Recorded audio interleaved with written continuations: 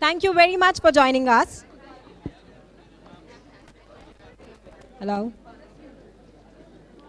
I would request everyone to kindly put their mobile phones on silent mode and actually do it, because in between the session then we get to hear many tones. The title of the session is The Dawn of Freedom, the Pain of Partition. The moderator is Sehba Sarwar. Sehba is a writer and multidisciplinary artist who was born and raised in a home filled with artists, educators, and activists. Her stories, essays, and poems have appeared in anthologies, newspapers, and magazines in Canada, India, Pakistan, and the US. She is a recipient of a Mid-America Arts Alliance's Artistic Innovation Award. I invite Sehba to start the session, please. Thank you for coming, and mic nahi on hai? शुक्रिया सब लोग, बहुत शुक्रिया कि आप लोग सब आए. Wonderful to have all of you here, each and every one of you. It's very packed, and we will have a full session with questions. The theme is something that has been explored throughout the Literature Festival about partition. This one is phrased, this one is called, iska naam hai, The Dawn of Freedom, the Pain of Partition. And today in this session, we will talk about how 1947 and 1971 and current events are all related to everything that has happened over this period of 70 years and before. Why does this mic keep shifting? Our speakers are Christina Osterheld, Anam Zakaria, Aisha Jalal, and Urvashi Batralia. The description is really very simple. We are going to be talking about how history has unfolded and how many people in today's times, maybe children don't know about partition, or they don't know about the events that unfolded in the same way. And we're going to talk about how 1947 impacts our life today. So we will begin with Aisha Jalal, who will say a few words, and then everybody else will read, and then we will take questions. Well, where to begin? All I can say is that, is this on? You have How does it to go on? speak very closely. Hello? Is this on now? Yes. All I can say, as I was saying at an earlier panel, that it's important to realize that partition is a process. It's not just an event that happened, but it also becomes, it's a foundational myth of the nation states of South Asia.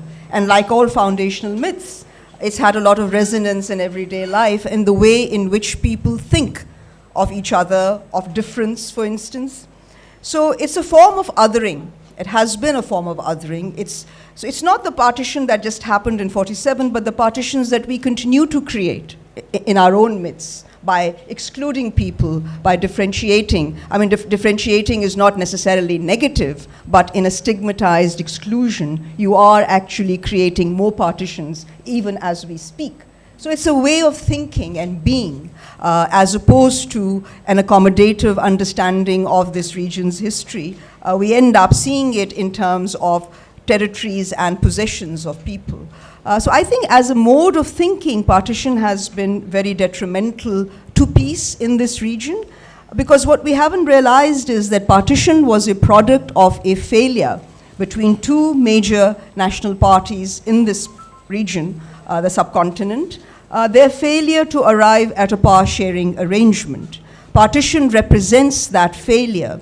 But what hasn't happened is that what was needed is a more accommodative way of living with each other. I don't think that I'm engaging in hyperbolic when I say that India and Pakistan still don't know how to live with each other. And by simply having a view that when you can't live with the person next door, you should then draw a wall or a partition, the problem is that you'll continue to hear them from the other side of the wall. And the problem is that you never solve your problem. And by creating partitions, as I was saying earlier, instead of conflict resolution, you go for a form of conflict management that makes conflict resolution impossible.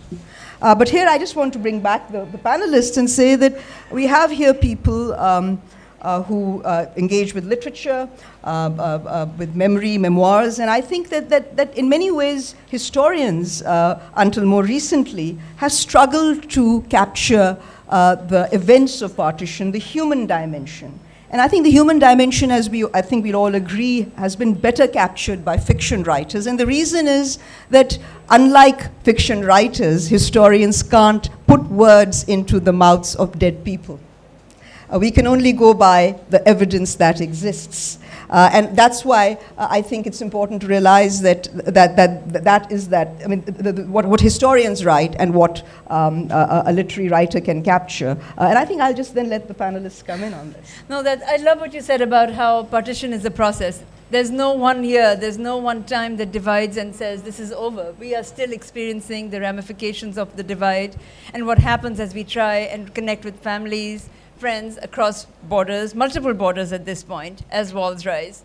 And I also really appreciate what you said about fiction, because yesterday I was moderating a panel and we were talking about how Chilean writer Isabel Allende said that the best truths, the biggest truths in the world are told through fiction, through lies.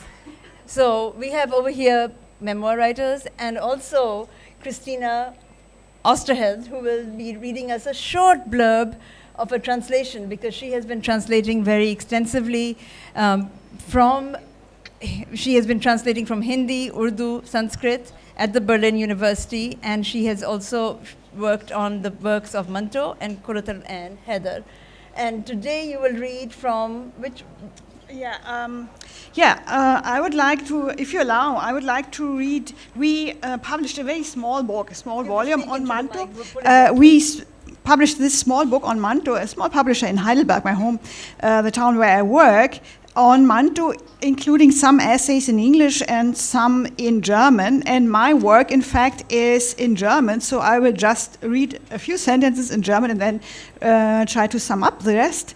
But first of all, let me quote very briefly from the essay of Tarun Ski-Saint, named The Long Shadow of Manto's Partition Narratives, fictive, in inverted comma, fictive, testimony to historical trauma.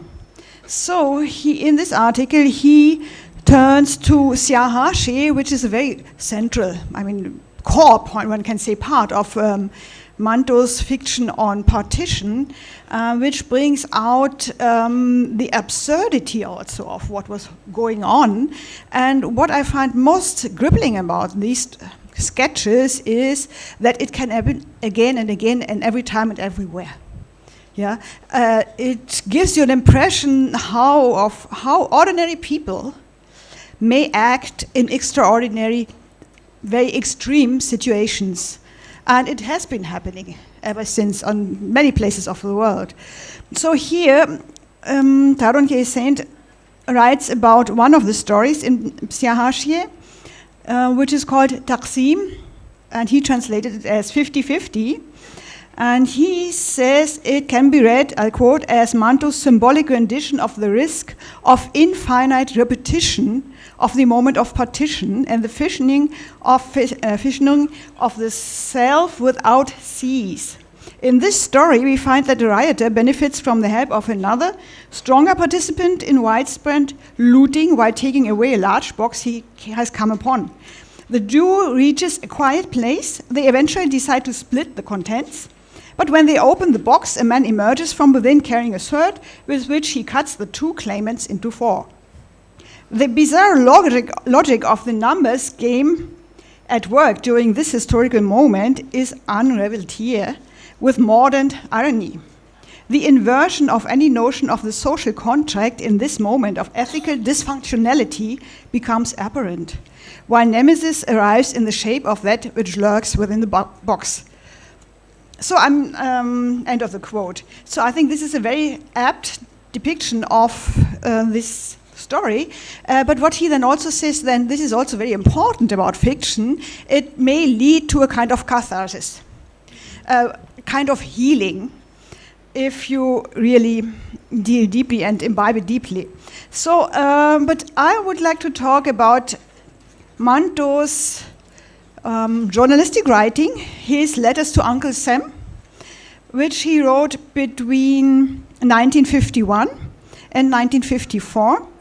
And they was later published in the collection Upadanice Aur Dharmiya.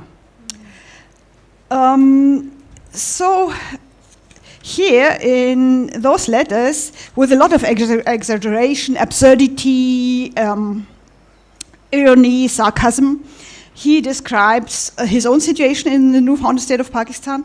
But what I find most striking is his prescience as far as the upcoming conflict between India and Pakistan, and in particular the role of the US in this. Because, of course, you all know that Pakistan very soon became part of the power game, the big game between the Cold War powers. And here, Manto sarcastically writes about how he sees the community. He comments on the situation, for instance, on the important,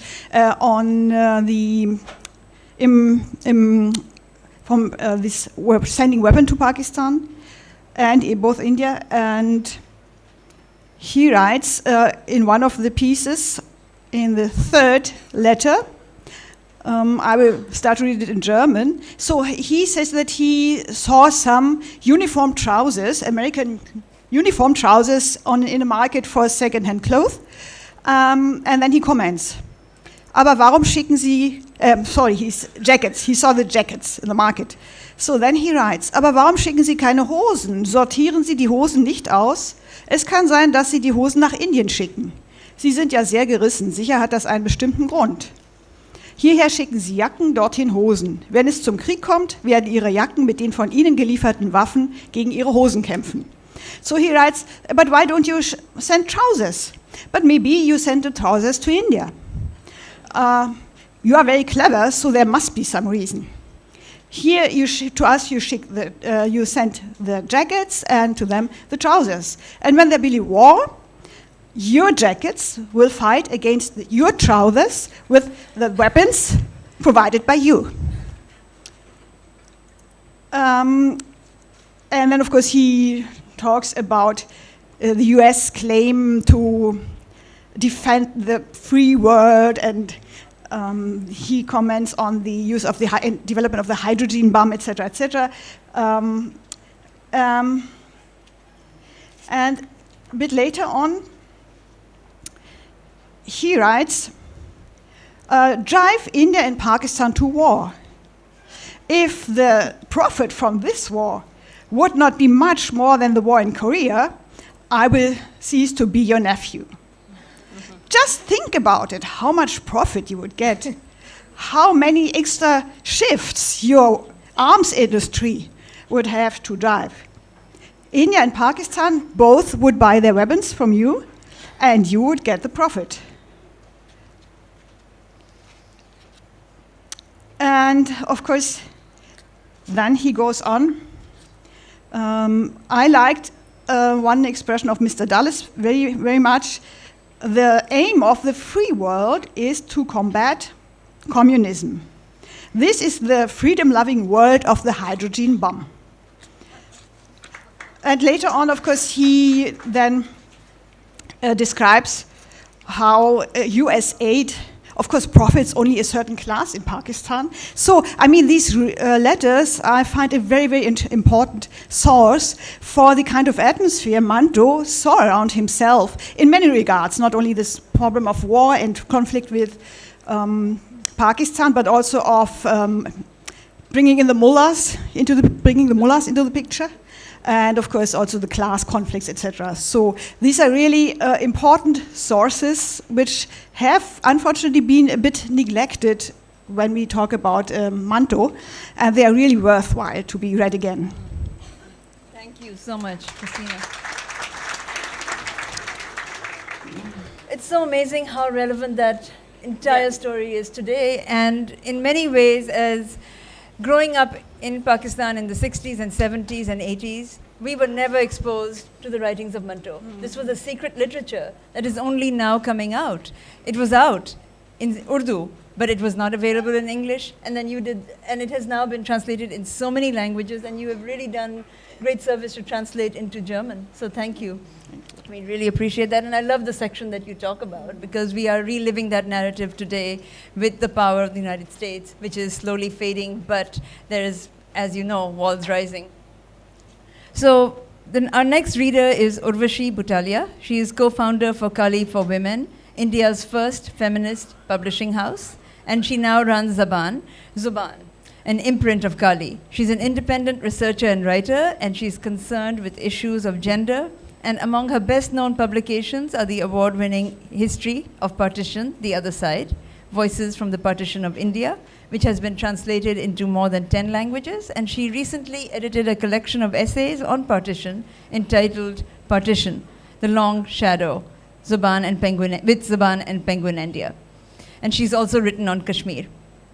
In 2011, she was awarded the Padma Shri Award for her work in the field of women's publishing and writing. We're very happy to have you from the other side.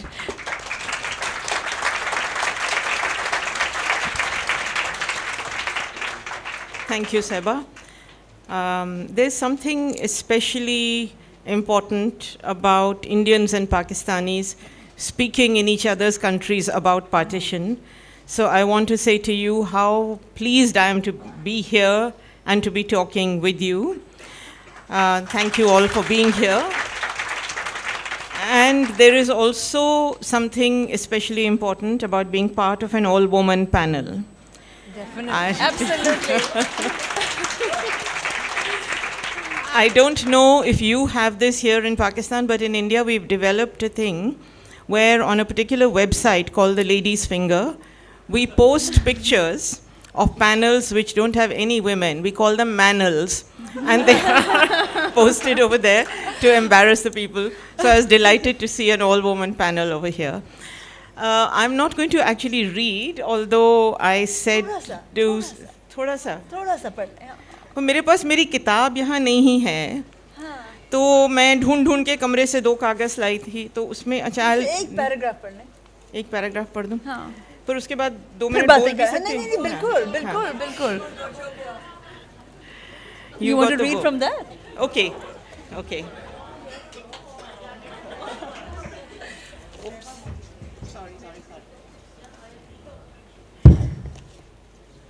Okay, so I'm just going to preface what I'm going to read by mentioning to you that I think one of the important things to me about partition, and 70 years on, this is something that we really need to acknowledge, is what Aisha said so eloquently, that it's not an event but a process, it's still ongoing.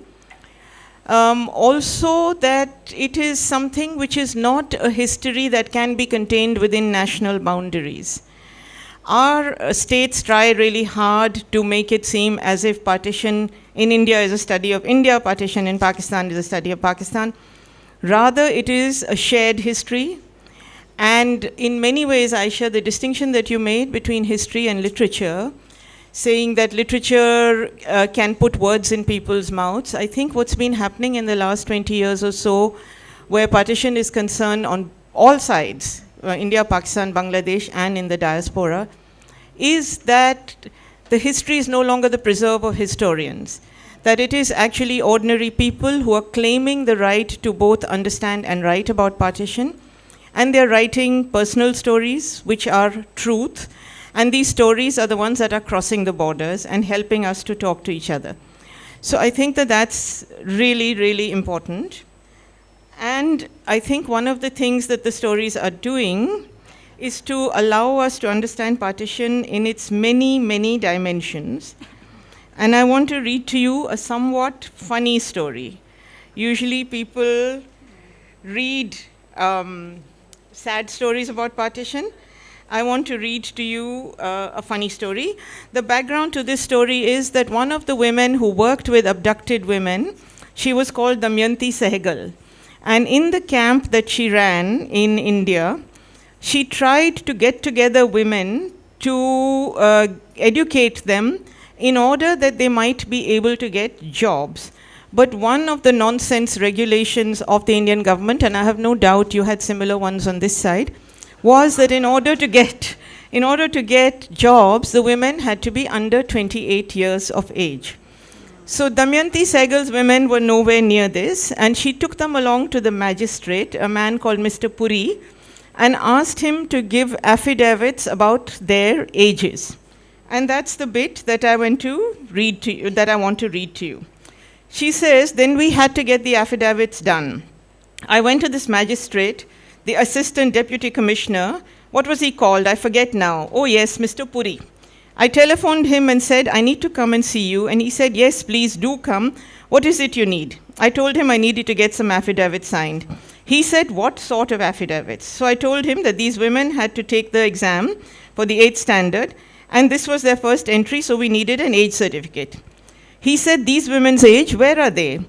Bring them here. The women were outside. I said to him, why do you need to see the women? He said, if I'm signing the affidavits, I need to see them. I tried to dissuade him. He said, don't be funny. I have to see the women. I said, for what? He said, am I being funny or are you? I said, you want to see the women? You have to sign the affidavit, that's all. He said, Miss Sehgal, you're a very strange person. At least bring the women in. I said, all right, if you insist. So we brought the women in. Then she starts laughing. And she says, poor man, we had written down their ages as 12, 18, 14. He looked at them and said, these are the women? They are these ages? I said, you signed the paper. Why are you wasting my time and their time? What does it matter? He said, Miss Sehgal, look at that woman. Her hair is white.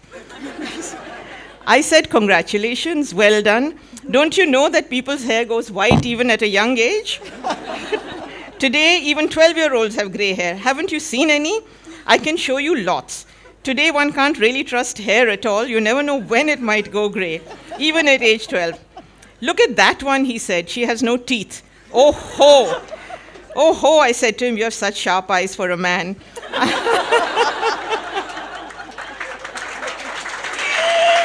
So I said to her, Bibi, your hair fell down from the roof. No, you fell down from the roof, didn't you, the other day? She said, yes, Benji, yes, I did, and my teeth broke. What could I do?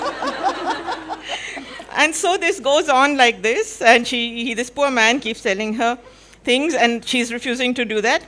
Then he says, look at these women. One has no teeth, another has gray hair, a third is wrinkled. I said, oh ho, Puri Saab, what is it you want? He said, tell me the correct age of these women. I said, okay, you write what you want, and I'll accept what you write. How? He said, why not? I said, use your pen, take an oath, and write when they were born, and I'll believe you. He said, how do I know? So I said, if you don't know, how do I? So you will put down an estimate, so will I.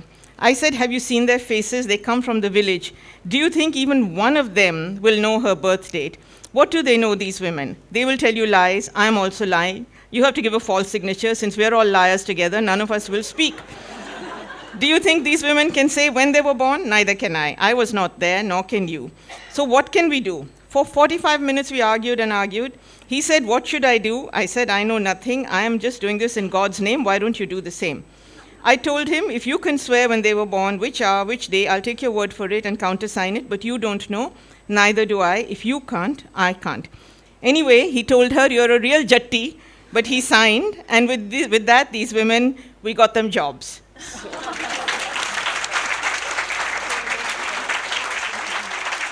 I thought it might be nice to listen to something a bit different about partition, because there was also this aspect to it, especially in women's lives. Wonderful.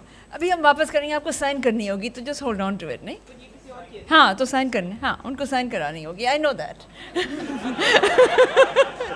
पैसे खर्चे में लेके नहीं भाग जाओ. It's already signed. It's already signed. अच्छा ठीक है. Thank you so much.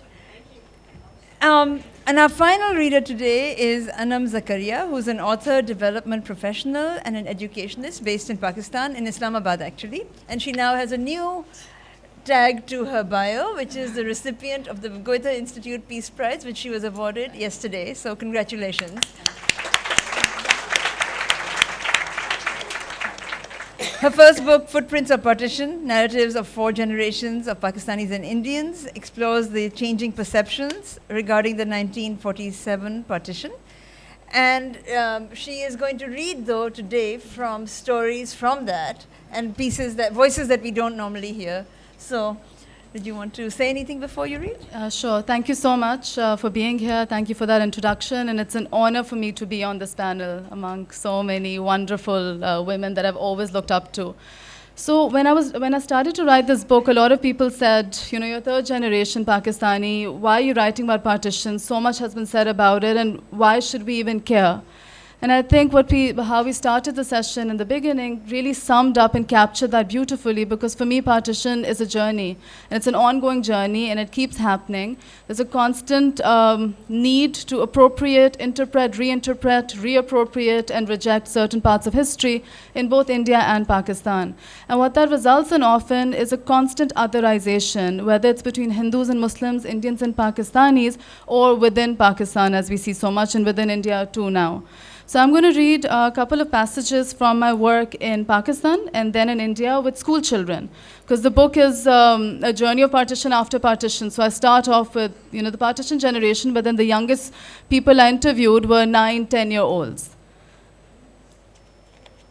So one of my colleagues, Mariam, a 22-year-old graduate from the Lahore University of Management Sciences, told me she had hated India.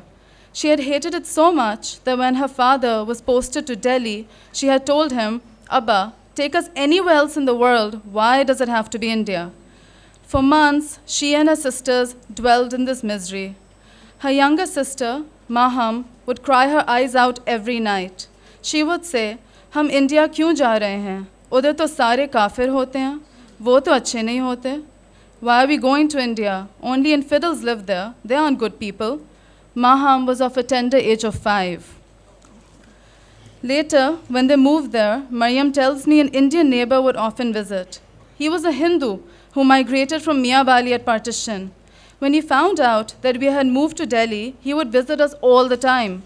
My Dada, who was also from Miawali and had come to stay in India with us, would sit every evening describing the city and his house to the neighbor. And he would always leave our place teary-eyed, only to return the next day to hear the same stories over and over again. I didn't understand why this neighbor would come over all the time. I used to think it was annoying that this Hindu man was taking up all our family time. Why was his home of 60 years ago so important to him? It's only now that I understand. After living in India for a few years, I began to let go of that hatred. I became friends with Indians.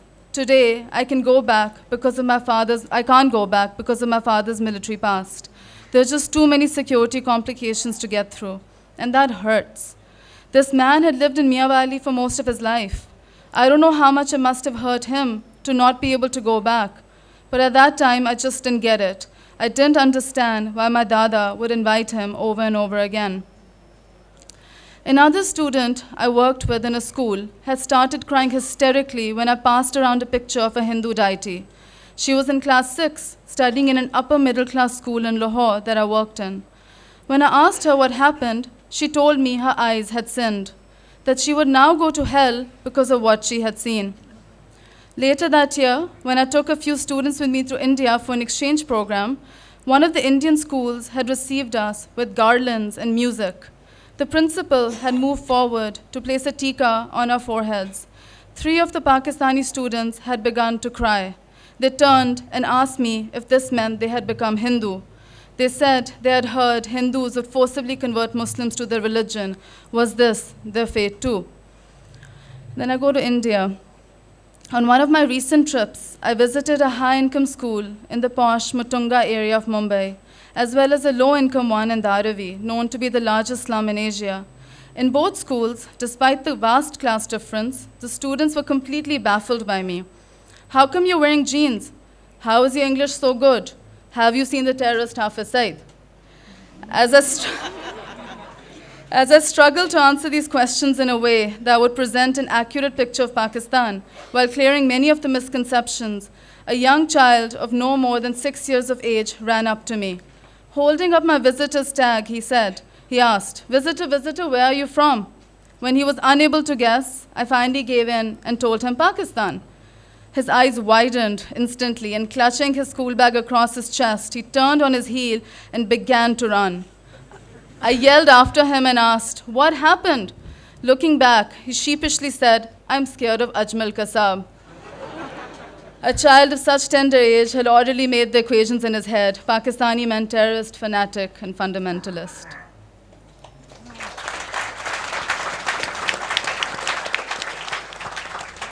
Very powerful.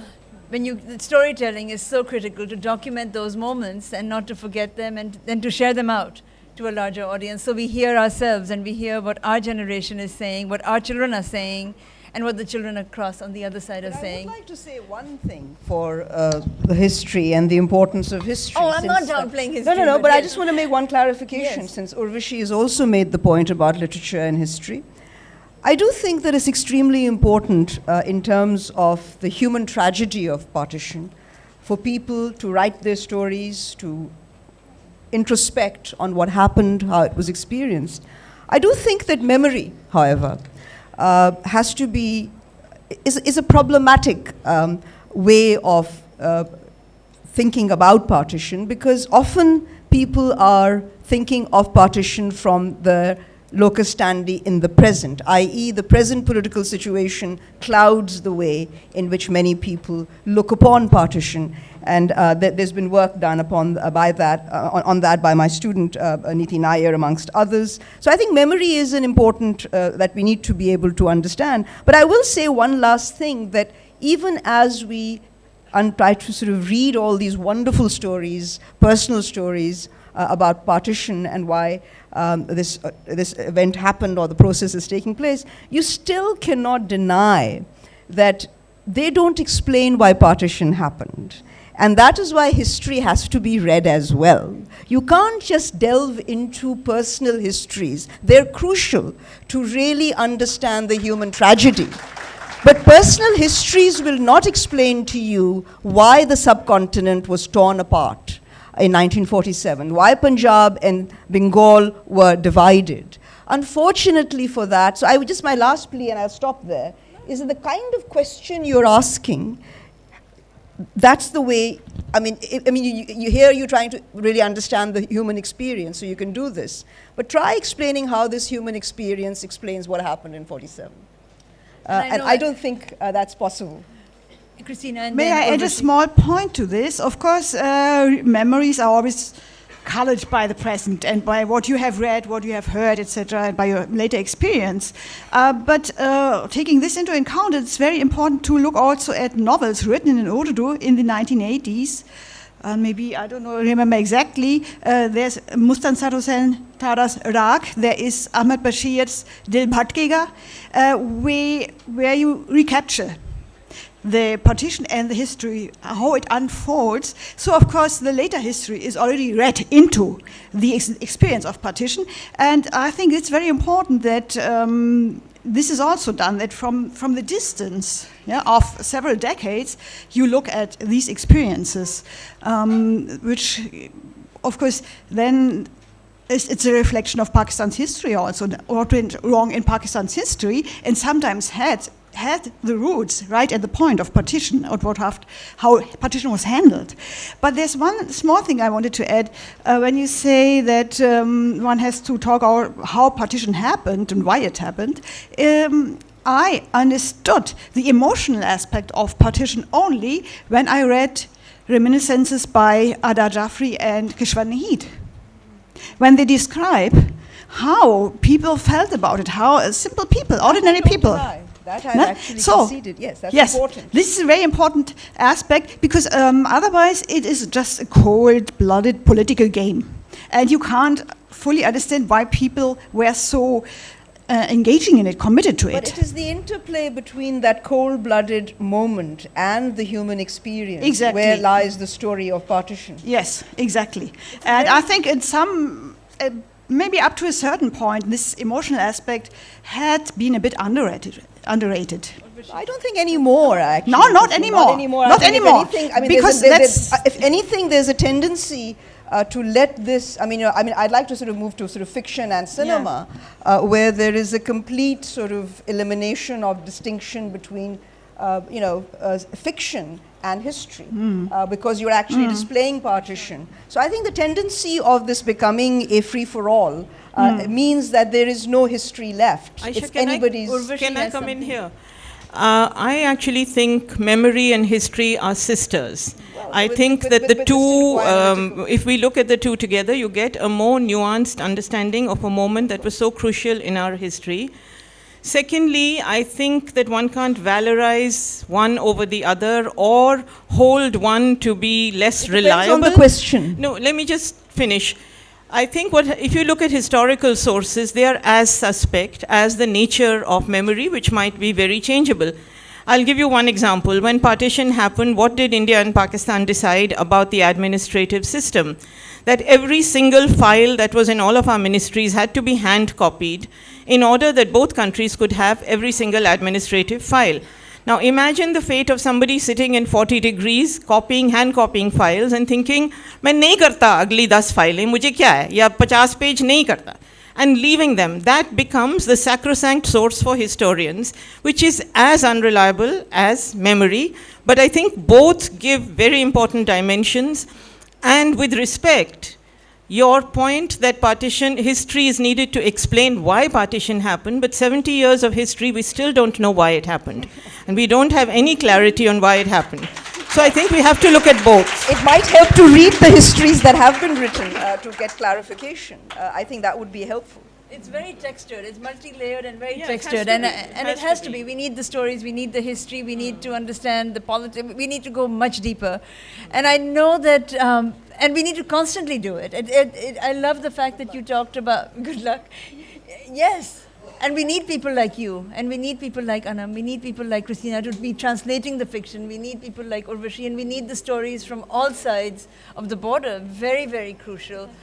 Yes. Come in really quickly. So something that I completely understand what you're saying as well, to be grounded in historical resource. Something that was really fascinating for me when I was doing this research was that through the oral history interviews, I realized how fluid memory is, and actually the impact that state narratives and meta-narratives, actually have on personal memories, and how over time they actually get filtered, reappropriated, and memory itself, sometimes, people would tell me things chronologically where they were not. But that experience, that, the fact that that memory existed, is perhaps sometimes so important to understand the importance of partition, the significance of partition that continues to shape people today. So how we create history sometimes is through the narratives, whether in textbooks, whether through historical sources, or whether through the state, how they trickle down. And how the textbooks have changed over time. Yes, right? the narratives change. Each edition is different. All of you are here to ask questions and to listen to our wonderful panelists. So we can begin. And what I would say is, first of all, if you could please keep your questions brief, because they are here to answer. We do not need long narratives, so please keep it very brief.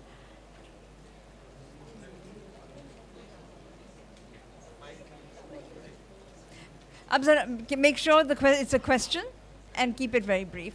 Thank you. So they can respond. Partition is painful. So, but having the memory of partition does not serve the interest of the whole people of Pakistan and India. We must move forward. Because there is a difference between history and memory. Memory is past, is located in past. History move forward. History. So we have to, in order to, heal that root of partition, heal the pains of partition, we must, give up our history Aapke paas, do you have a question? My question is he said that why the partition is continuing. Yes, partition is continuing because we have. So that is the. Okay, so the question. We have planned to keep our identity intact. Okay, so the question is, why is partition continuing? It is a foundational myth of the nation states of South Asia, yes. And like all foundational myths, it has a life of its own. Yeah. It informs your everyday without your realizing it. It's the way you look upon someone who's different, and you either sort of are inclined to be inclusive of them, or you say, no, this is difference, this is kafir, this is somebody, the other. So it's a form of otherization that doesn't remain confined to just India and Pakistan, but in both countries, to people, it's a way of seeing things. It's a way of being.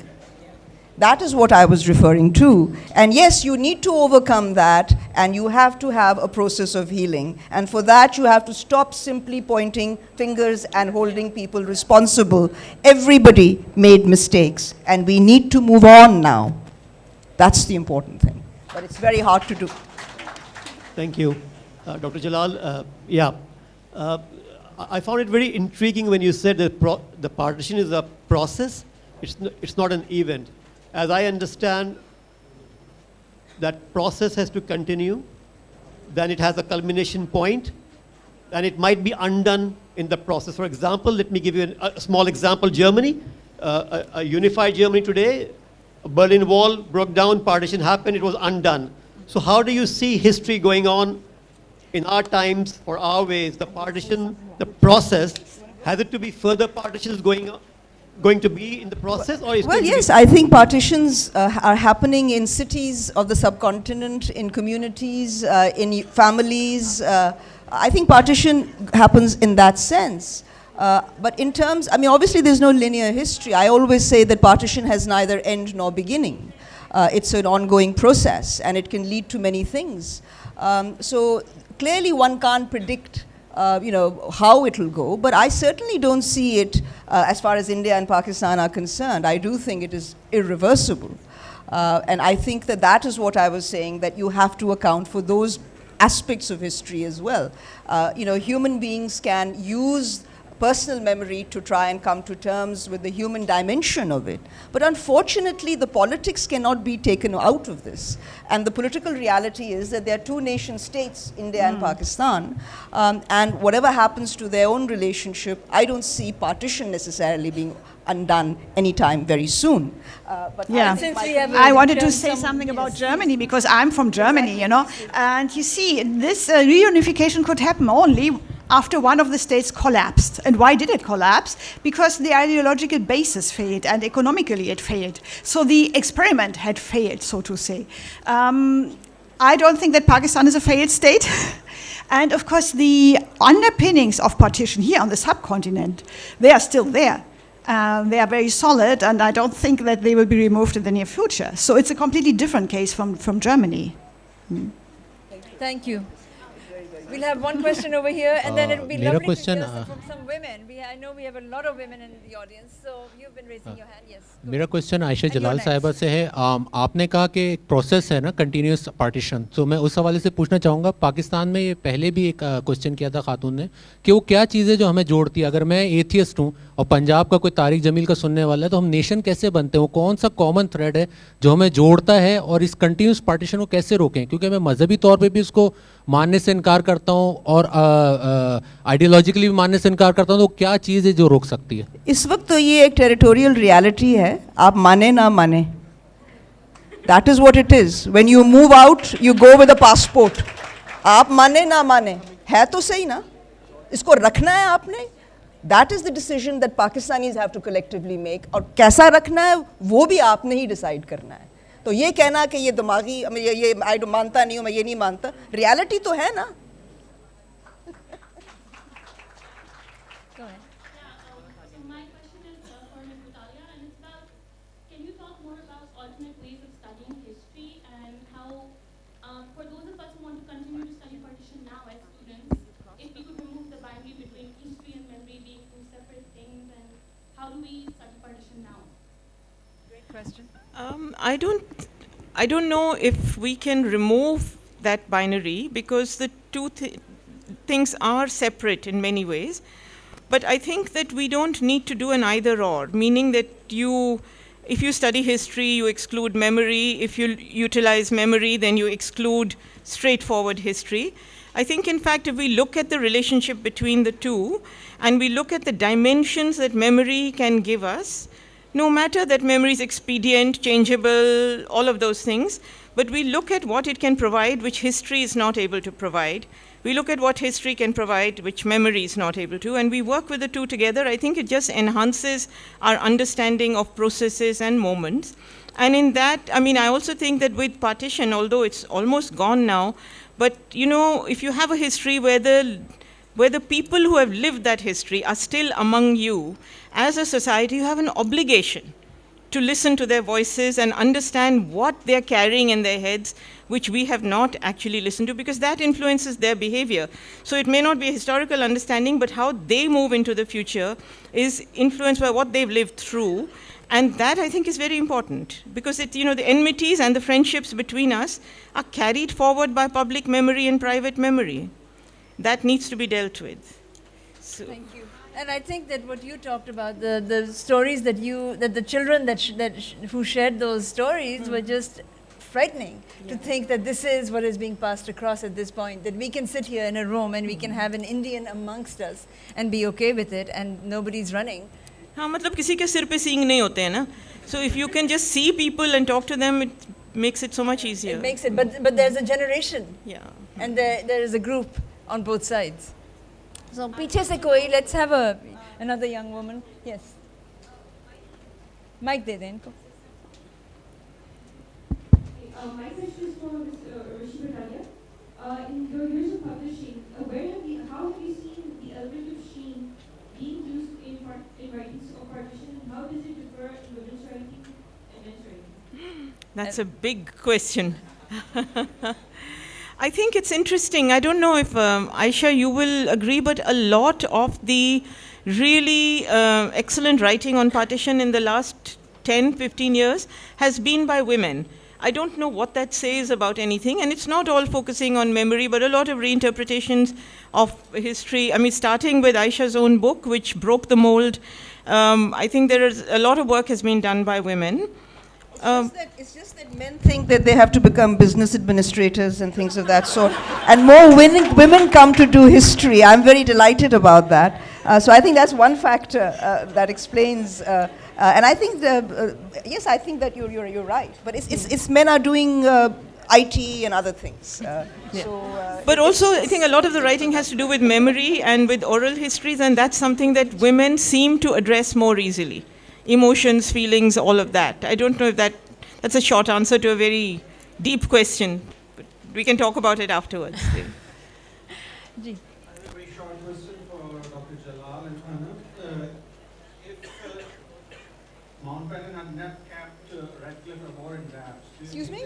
Sorry, sir? If Mountbatten had not kept Radcliffe Award in wraps for about, I think, 8 days, if my memory serves me well, so do you believe that the human suffering would have been greatly diminished and there would have been a significant decrease in deaths of people around the border? I've lost my...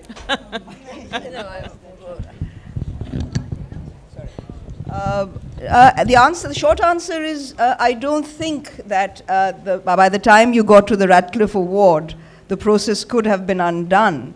I think that there was a fundamental lack of desire on the part of the departing colonial masters to get their hands dirtied with what they said was India's periodic communal madness.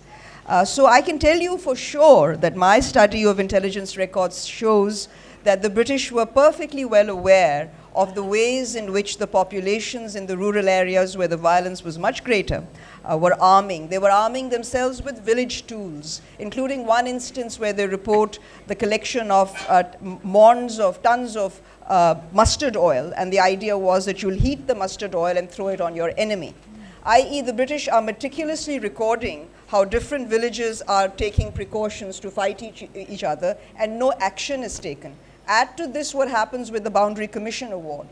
So I don't think that, while I see your point, I don't think that they would have been necessarily more effective in preventing the carnage that occurred, which has to do with the lack of will on the part of the British to really get involved. Why did they undo the Punjab Boundary Commission, the Boundary Force? So I do think that those are issues that need to be looked at than purely the Radcliffe Award. Let's see if we can Thank you. Let's see if we can get some mics back there. We have a young woman over there. I don't know if we can even get the mics there, and then we have somebody who's been waiting a long time, all the way back there. So in dono ko.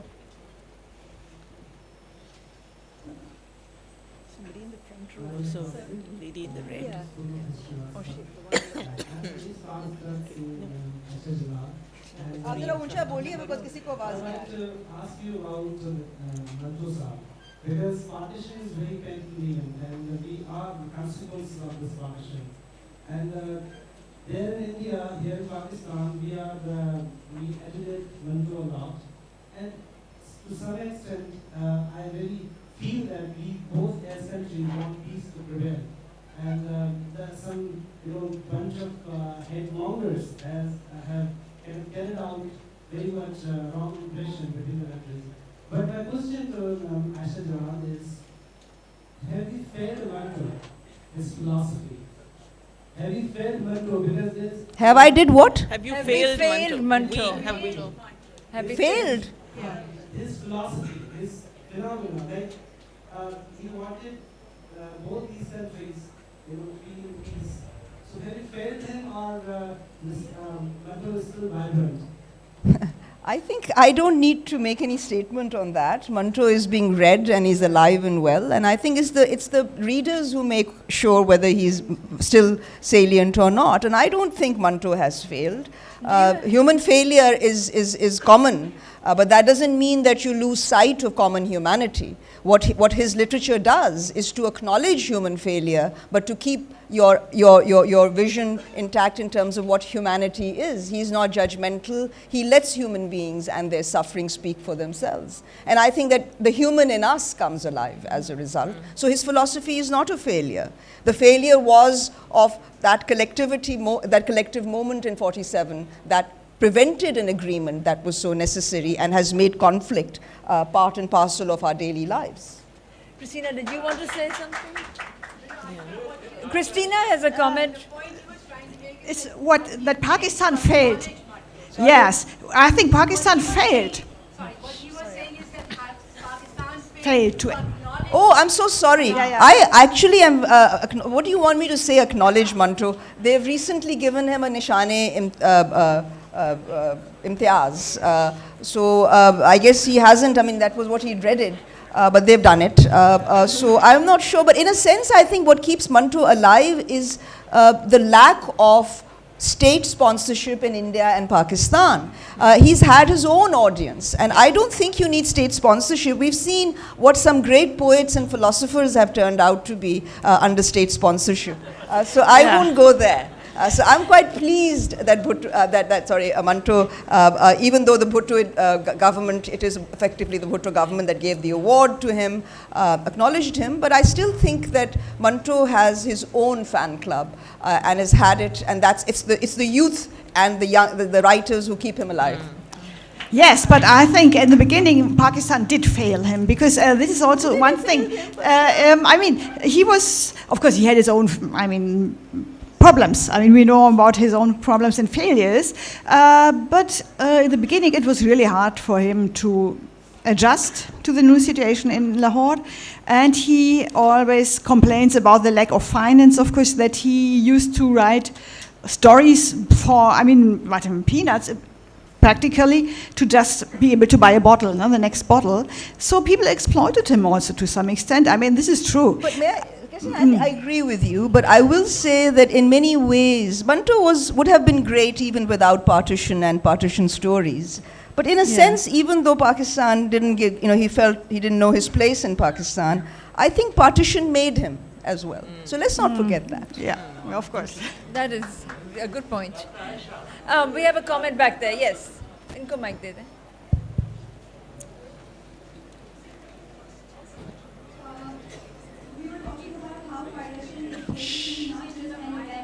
Can you speak into the mic?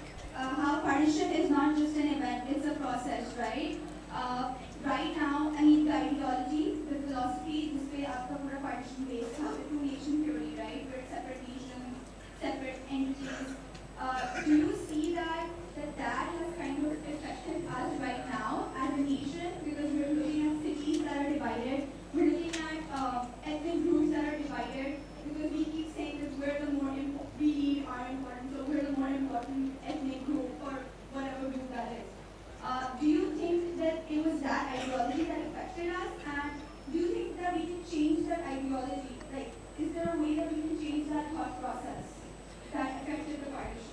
you're talking about the division that continues and is replicated in smaller. Which is still here right now, among us. So, yeah, Urvashi. I think Anam, do you want to respond to that because go you've ahead, not go spoken? ahead. Well, I mean, You both can, actually.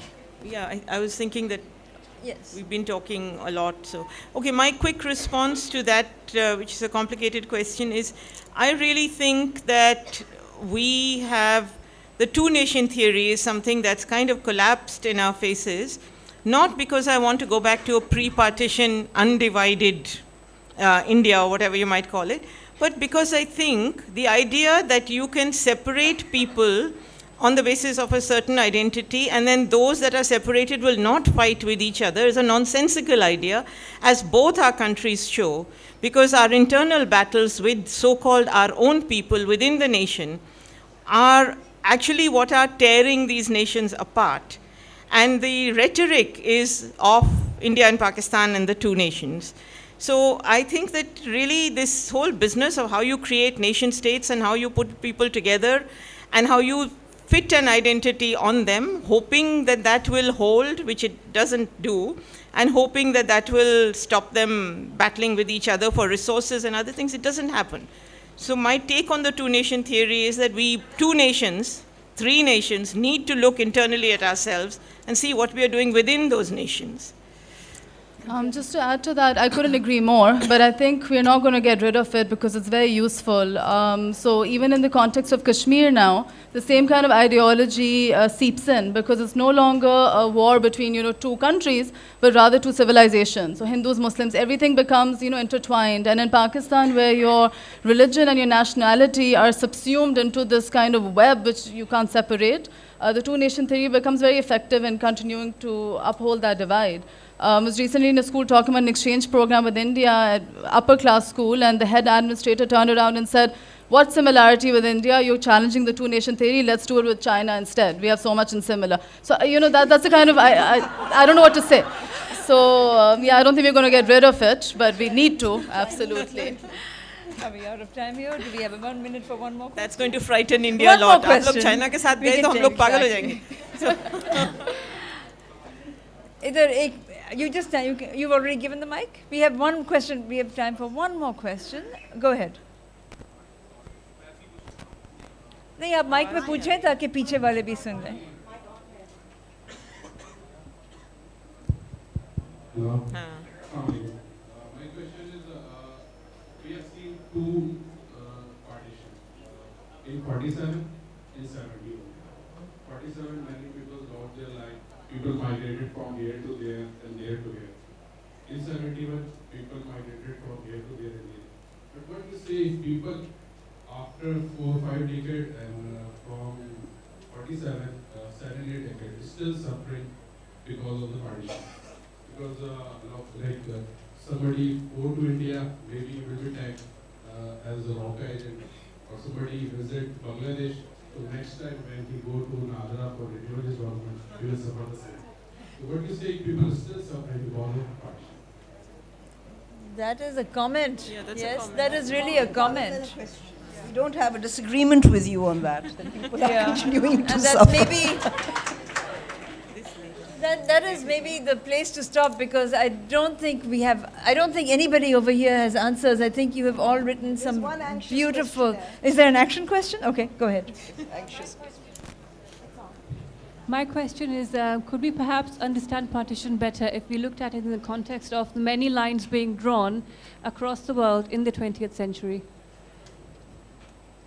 I'm not sure I understood That's an interesting that. question. Did you- I do Can you think- repeat it? I'm not sure I got. What Sorry, did you- she's asked whether we can understand partition better if we in the place it in a more transnational context and recognize that so many lives have been torn asunder. Yes, partition in India, partition in Palestine, then Korea. Let's not forget about. But partition as a mode of conflict management needs to be thought through. You will have heard that in today's world they talk about dividing up Iraq, dividing up Afghanistan, but what we need, South Asia knows what partition has done. India and Pakistan still don't know how to live with each other. Pakistan didn't go flying off into the Arabian Sea. its main purpose in life is to give India a really hard time. And by the way, there have been many partitions in Europe over the last decades, which usually didn't do any good. Exactly. So I think that's what I would say you can understand partition. I said earlier that as a mode of conflict management, it in a sense prevents conflict resolution. Yeah. What you need are power sharing arrangements to learn how to live with each other, how to live with your neighbor, with your brother, whom, properties are being partitioned, houses are being divided. That's partition. That's a way of thinking and being. Excellent. I think that's a great place to stop because I know that each and every one of you is here to say that. सवाल अब time नहीं है अब अभी हमें I don't think time ख़त्म हो चुका है sorry मगर बहुत बहुत शुक्रिया सबका